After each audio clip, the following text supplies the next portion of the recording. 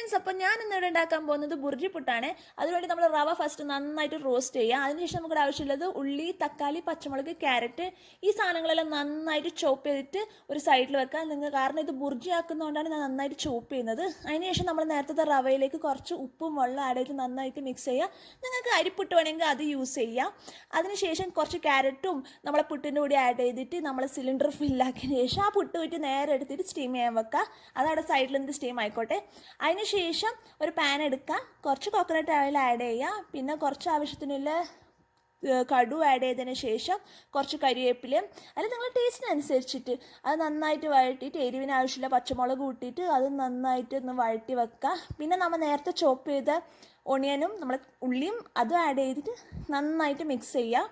അതൊന്ന് വഴറ്റി വരാൻ വേണ്ടിയിട്ട് കുറച്ച് ഉപ്പിടുക.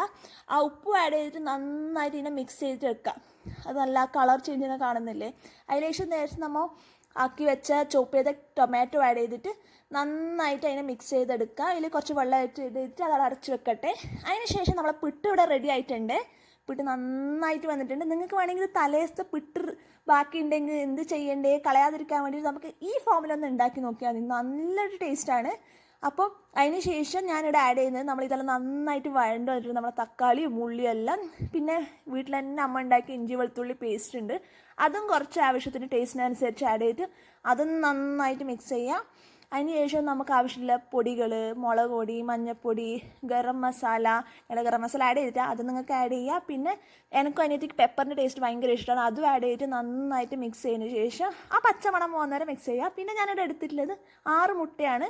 നിങ്ങൾക്ക് വേണമെങ്കിൽ അതിനെക്കാട്ടി വേണമെങ്കിൽ എടുക്കാം. ഇവിടെ നമുക്ക് 4-6 മതിയോണ്ട് നമ്മൾ 6 എടുത്തത്. അത് നന്നായിട്ട് ആസ് യൂഷ്വൽ നമ്മൾ അങ്ങനെ ഒരു ബുർജി ഉണ്ടാക്കുന്നത് അതേപോലെ നൈസായിട്ട് ഈ ഒരു ഫോമിലാക്കാം. കാണുന്നില്ലേ.